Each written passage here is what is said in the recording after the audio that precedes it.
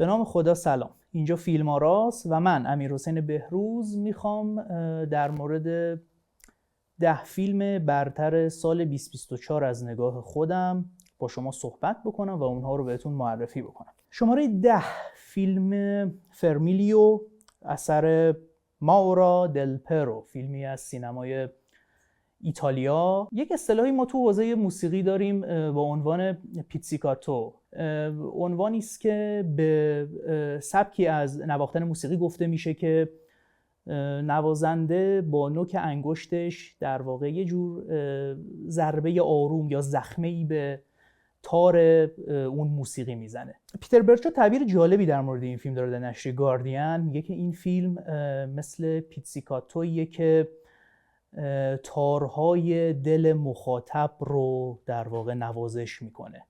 و به نظرم تعبیر خیلی درستیه در مورد فیلم به شدت فیلم دیدنی، تماشایی و من به شدت دیدن این فیلم رو به شما پیشنهاد میکنم. شماره 9 فیلم The Other Way Round یا حالا وارونه، یکی از ترجمه‌ای که از فیلم شده، ساخته یوناس تروبا. یوناس تروبا در فیلم قبلیش، فیلم باکره ماه آگوست، وعده‌ای در مورد رویکرد ملودرام زن ناشناس که استنلی کاول مطرحش میکنه رو به ما داده بود به صورت گذرا، اما در این فیلم به شکل مشخص به سراغش میره و عملاً مبتنی بر اون رویکرد نظری و در واقع یک مدل از بازخوانی ملودرام‌های کلاسیک که البته با آشنایی زدایی کردن از اونها هم همراهه، در واقع داستان یک زوجی رو برای ما تعریف میکنه که میخوان از هم جدا بشن و قرار این در واقع جدا شدنشون رو هم جشن بگیرن، یعنی یه جوری جشن طلاقی بگیرن و در واقع در دل همین اتفاق و این کشمکش هاست که خیلی قدرت میگیره این وجوه ملودراماتیک اثر. جزو فیلم‌های برتر سال هست و خب در اکثر در واقع نظرسنجی هایی که منتقدین و نشریات معتبر در سرتاسر جهان ارائه کردن، این فیلم عموماً توی لیست ها بوده. شماره 8 It's Not Me، این من نیستم، فیلم جستار نیمه بلند حدوداً 40 دقیقه لئوس کاراکس. فیلمی جسورانه و دیدنی، یک فیلم جستار واقعاً استاندارد و نمونه‌ای. لئوس کاراکس در واقع خودش رو داره بازتاب میده در این جهان پر از رویدادهای سیاسی، پر از مناقشات اجتماعی و فیلم کاملا مبتنی بر یک جور به تأخیر انداختن مداوم معناست. یک جورایی این منه در تمام طول این فیلم داره به تأخیر میفته مفهومش از خودش به عنوان یک مؤلف و یک فیلمساز و ایزن از مدیومش یه جورایی داره چالوده شکنی میکنه کاراکس در مدت زمان 40 دقیقه و فیلم به شدت دیدنی هست و به شدت هم آموزنده برای کسانی که به این مدل از فیلمسازی اساساً علاقه دارن. یه نمونه بسیار خوب هست. فیلم شماره 7 گرفتار جزر و مد، ساخته فیلمساز چینی ژیا ژانگکه. این فیلم در واقع انگار یه جورایی از کنار هم گذاشتن فیلم‌های قبلی ژانگکه هست در جهان امروز. این فیلم یک غرور بدور از اون خودستایی الکی رو در خودش داره.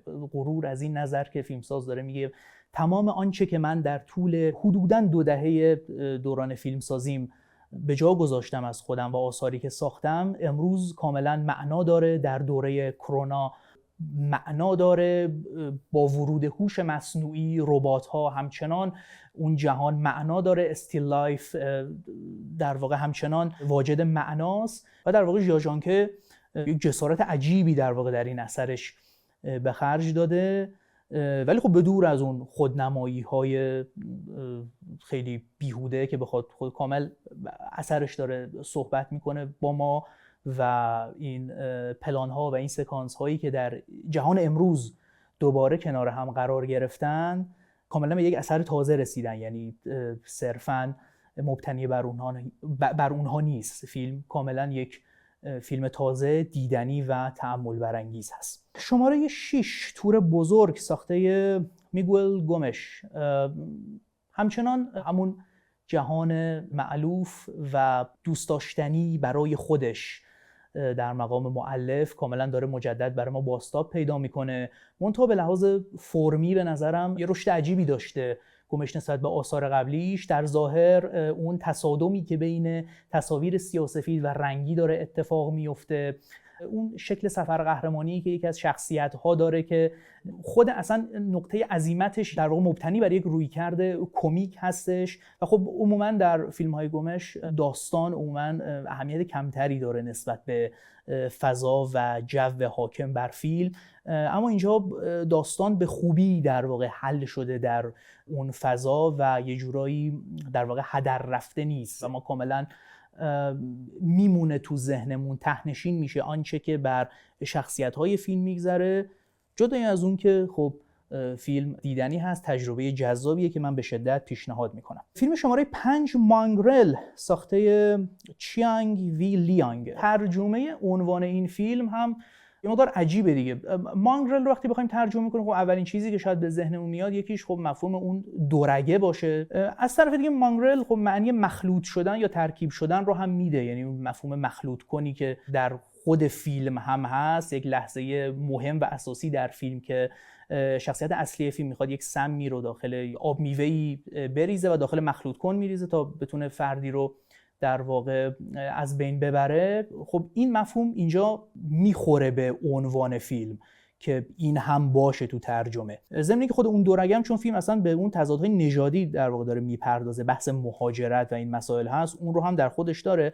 از طرفی مانگرل یک مفهوم یه موقع توهین‌آمیز هم هست، مثلا به یک سگ بی اصل و نسب یا یک همچین چیزی معمولاً در واقع اطلاق میشه و وقتی که فردی در واقع این اصطلاح رو برای کسی به کار میبره خب واجد یک مفهوم توهین‌آمیزه. اما به نظر میرسه که از عنوان اصلی فیلم اگر بخوایم استفاده بکنیم و از اون در واقع مستقیم ترجمه رو صورت بدیم، به نظر میرسه ترجمه سگ سفید معنا میشه که باز این اصلا خود سگ باز معنا داره در طول فیلم. باز ما یک سگ مفلوک بیچاره‌ای رو توی فیلم داریم که اصلا واپسین نمای فیلم هم همونه، یعنی فیلم با نمای سگی که یک دونه پاشم قطع شده تموم میشه. فیلم به شدت تلخ و تراژیکیه. تحمل دیدن این فیلم ممکنه برای هر کسی ساده نباشه، ولی به هر حال من فکر میکنم تجربه منحصر به فردی رو در خودش داره. فیلم شماره 4 جوکر جنون دو نفره ساخته تاد فیلیپس، قسمت دوم فیلم جوکر.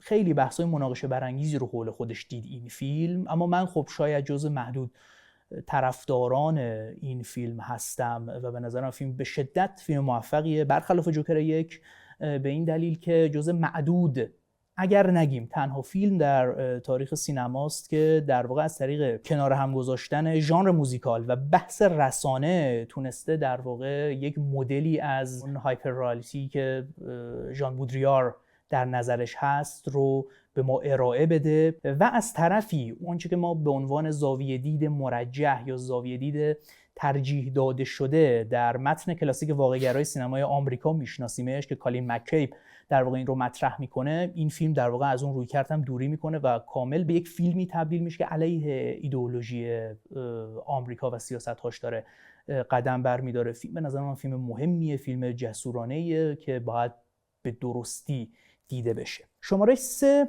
کنار جویبار. هو سانگ سو مثل همیشه با اون تعلق خاطرات همیشگی خودش، اما این بار با اینکه همیشه اینطور به نظر میاد که وقتی ما فیلمی از هو سانگ سو رو داریم میبینیم انگار مثل فیلم‌های قبلیشه یا یه جورایی انگار اینها در کنار هم هستن، اما این فیلم یک وجه تمایزی که داره اینه که انگار یک بازتابی از خود مؤلف هم هست در جهان یا در میدان سینمایی کره، یعنی اون در واقع کارگردان تئاتری که اونجا داره تئاتر کار میکنه و ما اصلا یک نمایش تئاتری رو کامل میبینیم در اثر، یعنی یه جا دوربین کاملا انگار روی یکی از صندلی‌ها مستقر میشه و ما از زاویه دید در واقع اون دوربین مشاهده میکنیم اجرای یک نمایش رو و بعد پروسه تولید، یعنی اون جایی که میرسه به این اجرا و بعد از اون بازخوردها، اتفاقاتی که در واقع در اثر میفته، آرتیست هایی که دائما دارن با هم دیگه صحبت میکنن، شرایط زندگیشون.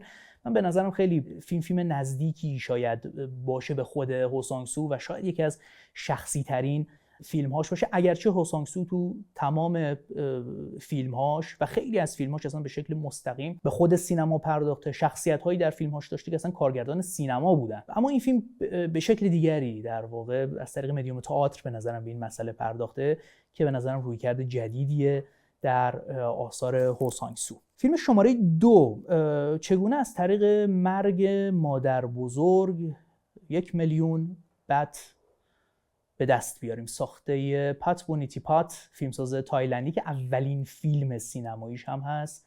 فیلم دیدنی، جذاب، به سبک فیلم‌های هیروکازو کوریدا و این فیلم جدای از کیفیتی که خودش داره از این نظر مهمه که شاید یه جورایی بنیان‌های سینمای ملی در تایلند رو داره بهش ساختار میده، یعنی در واقع جدا هست هم از اون فیلم‌هایی که مبتنی بر ژانر هستن در تایلند که عموماً شاید یک کپی برداری از فیلم‌های هالیوودی و کره‌ای هست و حالا تو حوزه ژانر وحشت که یه مقدار نزدیکن به سینمای در واقع ژاپن میشن و از طرفی اون سینمای جشنواره‌ای که ویراستاکل خب نمایندگیش میکنه در تایلند.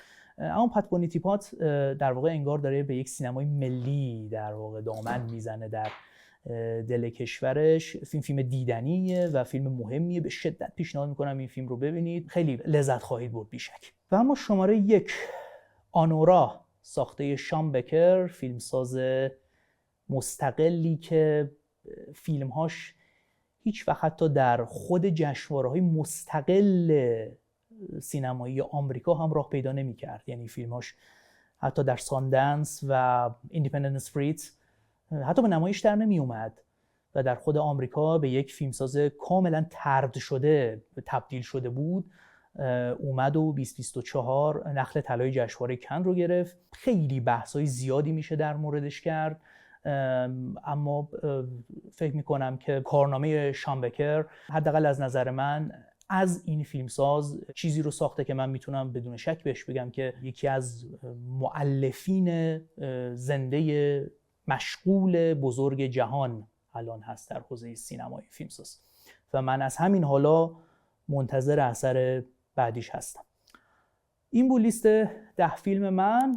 امیدوارم که فیلم ها رو ببینید، اگر هم دیدید باز دوباره ببینید و از دیدنشون لذت ببرید. خیلی ممنونم که با من همراه بودید. خدا نگهدار.